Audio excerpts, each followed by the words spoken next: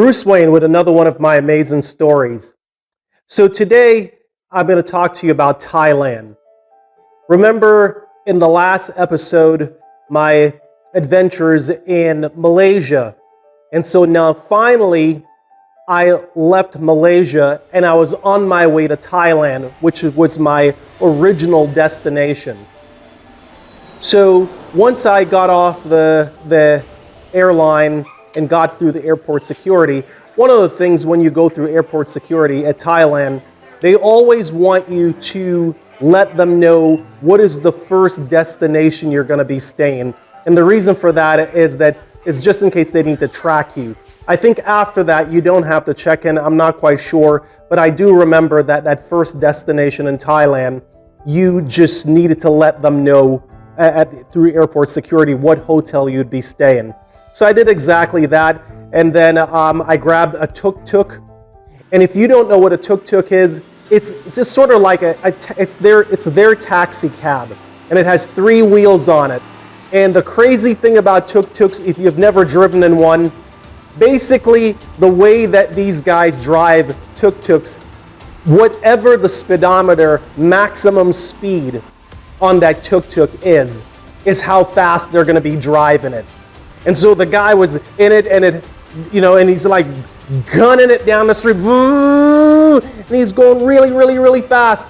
And then all of a sudden I look up and there's a wall in front of me. In other words, one of the lanes, it's like we're in a 3 or 4 lane street, 2 lanes going one way, 2 lanes going the other way. And all of a sudden that 2 lane became 1 lane. But the problem is that 1 lane that I was in, because there was a car in the lane next to me, so what happened is, all of a sudden I noticed there's a wall there. So he's driving towards the wall and he's gunning it towards the wall. And I'm like, holy shit, I'm gonna die. And then all of a sudden he gets here, goes, and he goes around, and I was like, oh my God, it's gonna be one of those crazy rides. And so finally I got to my hotel room and it was time to check in. And the place that I was staying, there was a lot of expats. Because I had actually given some information before I left Hawaii as to where should be my first destination. And so this expat hotel that I stayed at, they gave you 2 options. It was $5 to be in a room where you'd share a bathroom with someone else. So there's a common bathroom between the 2 rooms, even though they're completely separate. Or you can pick to have your own bathroom, essentially your own suite. And so I decided, nope, I didn't want to share with anybody because I don't know anybody, and I'm also a germaphobe. So I really don't want to share anyone else's fluids. Gross. I did that, and once I got settled in on the room, and then so one of the things that Thai people have in their culture is called the way. And the way is their equivalent of a handshake. And so there's lots of different ways to do it because their language has different genders in there. And I'll go into that in a second. But way, they come to the door. And once they see you once, then the next time they greet you differently, whether you're a family member, whether you're a friend, or whether you're somebody they saw before, and how they position their hands, etc., and a number of things. This determines the level of actual familiarity they have with you, or what is the relationship that they have with you. And as far as how do you say hello in Thai, interestingly, it depends on whether you are responding as a man or you're responding as a woman. If you are responding as a man, you would say Sawadi Krab. If you were responding as a woman, you would say Sawadi Ka. If you were saying thank you as a man, you would say Kapum Krab. If you're a woman, you would say Kapum Ka. So there's a difference, and that difference translates throughout the language in many, many different ways. Also, I remember as far as the laundry was concerned, laundry was very, very cheap there as far as getting it done. So, you could either pay $1 and they'd do your laundry and you just go down to pick it up, walk about a block down the street and pick it up. Or for $2, they would iron your clothes, wash, iron, and deliver it to the front desk for you for just $2. What a deal. I mean, you're not motivated to wash anything if somebody can do your laundry for $2. So, and by the way, we're going back. So, remember, this is 2000, 2003, somewhere around, almost 20 years ago. So Thailand is in fact much different now in the last 20 years from the time that I was there as well. So one of the things that I actually wanted to definitely have when I go to Thailand is their Penang curries. Their Penang curries, they have red curries, they have green curries, they have yellow curries, etc. And they serve it with either white rice or brown rice. And oh my God, I practically lived on Penang curry every chance I get because it was authentically Thai in Thailand, in Bangkok. So it was awesome. And then one of the other things that I would do is I found out that you can visit their floating market. And their floating markets are basically, you get on a boat and while you're on the boat going by, there are lots and lots of boats and air structures, etc. And so you just go along in the boat and you just travel along this river there all around the Bangkok area there, and you can buy all sort of really cool stuff. Back then when I went there, it wasn't quite the tourist trap that it is today. I understand that it's very much a tourist trap, and so maybe people might think maybe they shouldn't do it. But even if it's a tourist trap, I think it's so beautiful to do that trip that I would strongly recommend that you still do it in spite of the fact that it's a tourist trap right now. Now, while I was there traveling around Thailand, one of the things that I forgot to mention is how gentle those people are. They're absolutely gentle, peaceful, and calm people. But one of the things I always tell people is never forget that Muay Thai came from Thailand. And so as calm as they are, you don't want to piss them off. Okay, and so I remember this one guy, and he was kind of drunk, and he was kind of acting up, and I think he got beat up by one of those guys. I'm not sure if it was a Muay Thai guy or not. But the thing about what you have to always remember is that when you go to someone else's culture, just because they seem calm and peaceful and they smile with you is not an opportunity for you to take that calm and peacefulness as a sign of weakness by being rude to them. You always have to remember that you are in the middle of nowhere. You're thousands of miles from home. And the thing that I know for sure is that if anything ever happened to you in those countries, you may think, well, I'm an American, so the U.S. military is going to come here and start a war just for me. It's not going to happen. What's really going to happen is that they're going to send, if you're lucky, they're going to have a formal report, and the formal report is going to say you fell and bumped your head and you died, and then they're going to have a funeral for you, and nobody will ever know what really happened to you. So when you travel, always keep that in mind to be on your best behavior. While I was traveling all over the place, I was told to go visit the big temple. The big temple, you want to go to big temple. Lots of people were offering tickets and transportation to get to this big temple. And remember the last time I was at a temple just a few days ago in Malaysia, and what happened? So I had no damn interest in going to another temple because I didn't want the drama that went along with that. But Wat Pho is their largest and most important temple in Thailand. And even though I had no interest in visiting another temple because of my experience in Thailand, at least not on this trip, I just didn't want any more drama, I decided, okay, fine, I guess I'll go to this stupid freaking temple. What is going to be there anyway? Just some little elephant and some little Thai kind of carved in there. Oh, I've seen enough temple already. What's the big freaking deal? Well, until I got there, oh my God. Wat Pho, the big temple, it is absolutely one of the most amazing pieces of art I've ever seen. It's like someone spent their entire life designing just a small section. Each and every section of this temple was meticulously in detail done. And you can tell that people took years just working on different components of the temple to make sure everything is absolutely intricate and perfect. It made me think about the art back in some of the places I've been in the United States, like, oh, I thought that was art. But the detail of that these guys did, it was just, the thing about it is that I can show you hundreds of pictures, I can show you videos, I can show you 4K, 8K, it doesn't matter. There's some views you cannot capture on film. And this is one of them. Every film I've ever seen on YouTube, etc., of people showing this temple has not done it justice. You simply got to see it with your own eyes to marvel at how amazing it really looks. And so it's one of those things that I'd say that if you have not gone to this temple when you go to Thailand, you have not gone to Thailand. It's that impressive. Once I was finished perusing Bangkok, I visited 2 islands while I was there in Thailand. And one of them was Koh Samui and the other one was Koh Tao. Koh Tao is a much smaller island compared to Koh Samui, which is much bigger.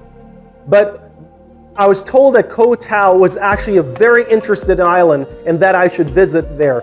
So I did. And when I got there, it was amazing. It was nice and intimate of an island. They had these little tiki huts on the water. The people were just much more quaint. And from what I understand, they also had what's called a full moon dance. It was almost like a party island a little bit. And the full moon dance had like 40,000 people who came to party on the full moon. And I couldn't wait to actually experience that. But while I was there, they also had a PADI scuba dive certification program that was ran by some European country. I forgot which country did it. It could have been the Germans or something. I don't remember. But from what I understand, it was the best scuba diving program that was on the island, and it was highly recommended that rather than going to some of the other ones, that I should do this one. And one of the reasons why it was recommended that I do this one is later on I'd learned that some of the other ones didn't do such a good job. And because they didn't do such a good job, some of the students ended up in the hyperbaric chamber. And you know why you end up in a hyperbaric chamber is when you dive down deep and then you come up very quickly and your body does not have an opportunity to decompress. And that decompression, you can have decompression sickness that can really, really be serious. And so some of these schools are really kind of cutting corners, and in terms of that, people were getting sick. But no one got sick in our program, and the program was well run, and it went on for quite some time. It wasn't like a 2 or 3 day program. It went on for, I bet you it was at least a week or 2. I can't remember right now, to get your certification, because we did a number of pool dives at first, and then we went out and we did some ocean dives. And one of the things that I remember about the ocean dives was one day we went out there, and you may have seen the TV show Gilligan's Island where you're on a little boat and the ocean is coming over both sides and the little boat is in the middle and you can hardly see anyone. It looks like it was just water everywhere. Well, that's what I was dealing with. It was out of this world. But the thing about it is that for me, living in Hawaii and snorkeling 3 to 4 hours a day at times, I was very, very comfortable in the ocean. And so the only thing that I wanted to make sure I had with me was my snorkel gear.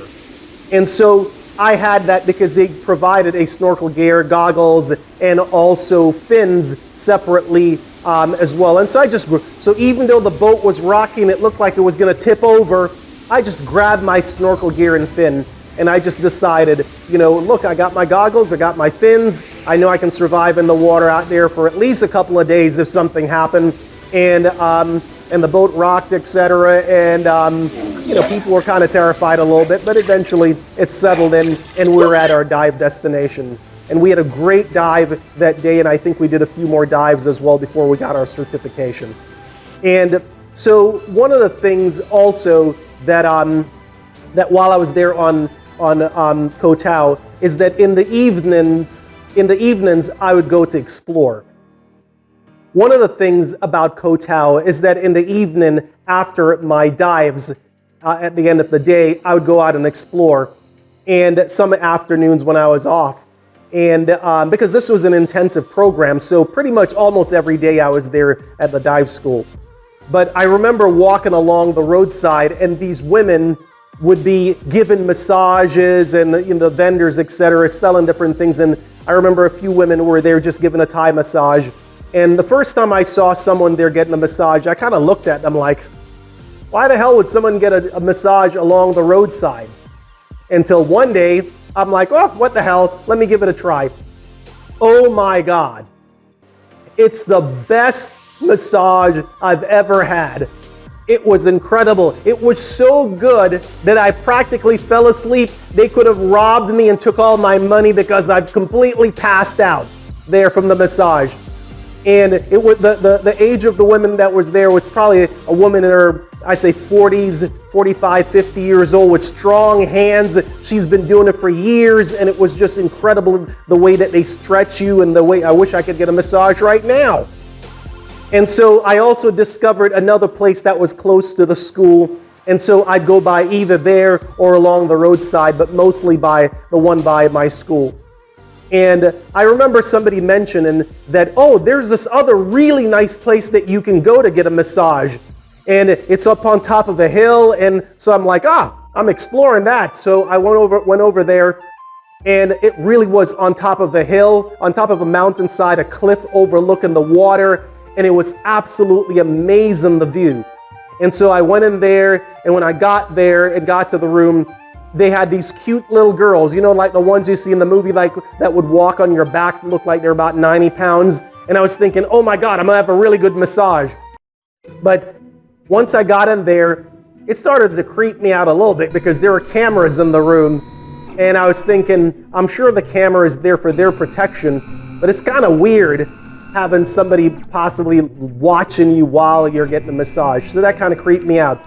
And the second part of it is that when the girls are giving me a massage, they were so weak. They were so weak I could hardly feel it. It's like I would have rather that they got on my back and jump up and down on there because I just couldn't feel it. Compared to those strong older women there with those strong battle axe grip that was really giving you a hard massage, these little cutesy girl was not doing anything for me. So I never went back after that. So the next thing I want to talk about, I want to preface it by saying I want to talk about the obvious part of it, about the nightlife on Koh Tao. And so when I got there, what blew my mind is I've always heard about Thailand and the prostitutes and that kind of thing, but I never really understood what that meant until one day, one evening I went out, and it's sort of like, imagine going downtown in a very big city like Times Square or something. Imagine going downtown like Times Square or just a very big downtown. And when you get there, you see thousands and thousands of women. And that's the way it was set up down there. There were all these nightclubs basically, and all the nightclubs just had women in there. And I mean, there was just multiple clubs, and every one of the clubs you could just walk by, and there was just girls and girls and girls and girls that went from club to club to club. And the thing that was interesting about it is that they were all whispering and trying to pick you up. Hey baby, what's up? And it was so weird to me because, to be very honest, I'm an alpha male. I was brought up, I'm a guy of the 80s and from that generation that believed that you hunt. Okay, so, I like the competition to hunt, to try to get to know a woman and to go through the courting ritual, etc., and to sort of use that opportunity to get to know someone and make sure you're bonded with them, etc. So I'm not used to essentially have my food just hunt me. Essentially, my prey, yes, and I know this may come off sexist, but I don't mean it the way it sounds. It's just that imagine, another way to think about it is, imagine whatever it is you desire, whether it's money, whether it's a big house, whether it's food, you name it. Imagine, instead of you trying to aspire towards achieving that, finishing college, whatever, that somebody was chasing you down to give you the degree, to implant that information in your brain, to give you that money that you didn't even have to work, that you thought you had to work for, to give you that sports car that you didn't have to work for, to give you that pretty girl that you didn't. The pretty girl's chasing you and you didn't do a damn thing. And yes, you may say, well, they're doing it because they want your money. That's true. But I had a the thing that's different about my exposure to this is that I didn't just go there and not really sort of explore what was going on. I started to talk to some of the locals, and in fact, one of some of the local girls, because there is a number of bars that are located in different neighborhoods close to where I was, and the bars are owned by I don't even want to use the word prostitutes because I didn't think of it that way, but for the sake of this conversation, we'll just say it's prostitutes or women who are sex workers, whatever it is you want to call them. Whatever the proper terminology is what I mean. And so you just go to the bar and you didn't have to buy sex or anything. You could just go there and they would have a pool table, and all you'd need to do is just go there, play pool, buy a few drinks. And I don't drink alcoholic drink at all. So I just buy a few, few glasses of water or whatever non-alcoholic beverage that they had there. And I'd just play some pool. And I'd talk to the women that was there. And over time, I really got to know this one woman, and she was essentially the madam. She owned the joint.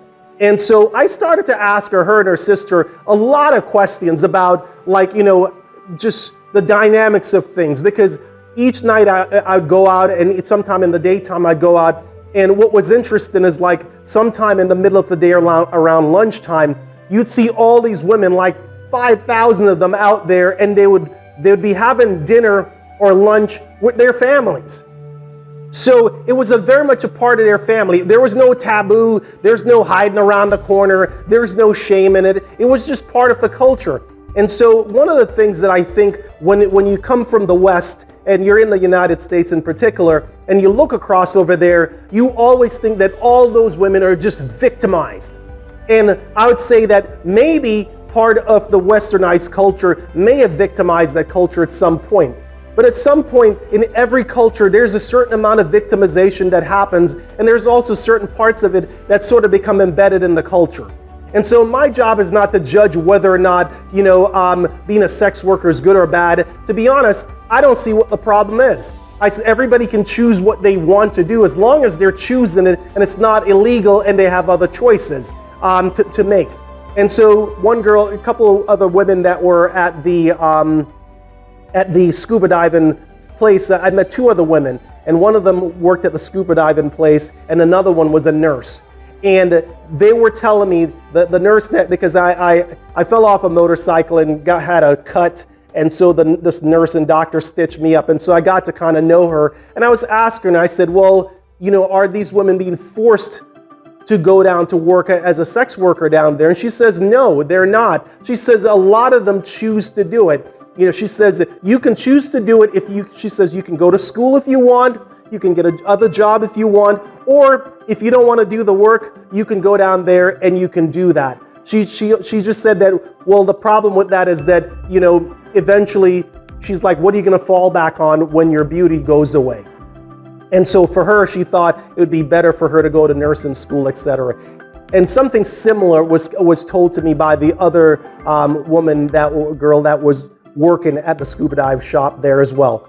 But the thing about it, there was no shame in the game. These girls that were down there doing their thing, I also talked to some of them as well at that place that I played pool. And she was telling me that some of the guys from different countries one girl was saying that she actually had this guy, and he told her that he will pay her way, sort of like a kept woman. And so that way she wouldn't have to date anybody else. She could just receive a check, and when he would come to town, you'd see her, and eventually he would be with her, etc. I'm sure there's a lot of that tossed around. But of course, at the same token, she was not really following that at all. So she was kind of two-timing him. And I think it's just very complicated because, the other part of it is that the men were almost useless to the women in a lot of ways, because the women could make way more money as a sex worker than the men could actually make doing a regular job. So in some ways, the women didn't really have a lot of use for the men there, which I thought was kind of sad. And because imagine that you have a wife or a girlfriend, etc., and you can't provide for her because you could never make the kind of money that she makes doing what she's doing. And the thing that she's doing is that she is a sex worker. So that must have been pretty hard psychologically, but it's been embedded in the culture for maybe 40 or 50 years now. I don't know if you ever get used to that kind of thing, but I'm just explaining what I saw. My job was not to go there and try to fix that problem. My job was just to experience it so that I can say, hey, I kind of got a feel for things, and I talked to some of the locals and got some perspective. Also, I remember that the madam, the woman who was running that place, she actually, the pool hall that I was at, I remember her actually, she was angry one day, and I'm like, what's going on? She's like, I don't want to talk about it. And I said, what's going on? And so it took a while for me to kind of convince her, because I went there just about almost every day, because once I finished school and I finished exploring, it was sort of like downtime. And I remember I was a pool champion way back when, so I didn't mind playing some pool and talking to a cute girl and, and just having good conversation. And so she was telling me that she was angry because one of her workers or uncle or nephew, I can't remember, one of her family member or somebody's family member, I can't remember, she said that he hit one of the girls, like he beat her up. She says he beat her up, she had scratches on her face, etc. And she was pissed. And when I say she was pissed, she opened up her purse and showed me a gun. And she said, we're gonna take care of him this evening. And I go, what? I thought Thai people were supposed to be calm. She's like, no, we've already got a plan. We're gonna take care of him. We're gonna shoot him and bury him. It's all planned. And I'm like, you gotta be shitting me. And it's in that moment I realized, remember earlier I said that be careful when you're in these countries, because in one moment, people who can seem very calm can all of a sudden, you piss them off and you can disappear, and they'll just make up whatever story and you'll just be missing, and that would the official story is that you fell. And nobody's gonna investigate anything other than that. And so I talked her down that day, begging her. I'm like, look, there must be another way. Well, he's done it before. I say, I know, but killing him is not the answer. You don't want that on your conscience to kill him. She's like, and it took me a while. I must have been there. I stayed an extra hour just trying to talk her down. And then I left that day, and she promised she wouldn't do anything. And then the next day I came back, and then she was still thinking of doing it. And then I tried to talk her down some more. And I don't know what became of that when I left, because that was close to when I was leaving. One of the other things that was so interesting as well is that, there are a lot of clubs on the island. I remember walking sort of what felt like I was in the woods somewhere. Imagine like you go for a hike in the woods and you end up, and I saw the biggest, hugest Bob Marley, the singer, but mural in the middle of the freaking woods. It was so amazing to see that. Being a Jamaican guy, it was sort of so surreal to be that far away from home, to have a mural that was a giant-sized mural of Bob Marley in the woods. And then further as I walked in, there was a club there, and this club was jamming, and I got there, and I'm dancing, and there's a few girls that are there, and I'm dancing because I love to dance. Remember, I did a lot of clubbing back when I was younger, so I'm there and I'm dancing, but there's something different. I'm dancing, and while I'm dancing, I ask a girl if she will dance with me, and she's like, yeah. And then while I'm dancing with her, she's trying to pick me up. And I was like, so at first it didn't click, and then I go over to somebody else, and I, went and got a drink, just something to drink. I came back, and then another girl was trying to pick me up, and another girl. And that's when I realized, holy shit, every girl in this club are prostitutes, essentially, sex workers. And so I'm like, damn, that makes it so hard, because if you really just wanted to go just to essentially, look, just because you go out and you meet a girl and you chat them up and maybe you get a number or something, doesn't mean you want to go home with them. It's just something fun to do to say you met someone. So, it's when I say I meet women, that doesn't mean that I'm going to sleep with every damn one of them. It just means I met somebody, had some good conversation, etc. But the thing is that what I'm not expecting is for them to be hunting me. It was so weird. It's so weird. It's sort of like the lion is in the jungle and the antelopes are chasing the lion to please eat me, please eat me. That would mess with your head. And so that's sort of the experience that I had there. It was such a strange experience. One of the last thing that I want to share with you is that there was this boat ride, and I forgot where it was going, but I remember us all sitting, waiting on a beautiful day for a lot of people to show up to get on this boat. It was kind of like a little bit of a party boat, but we're supposed to be going somewhere, and I don't remember where it was.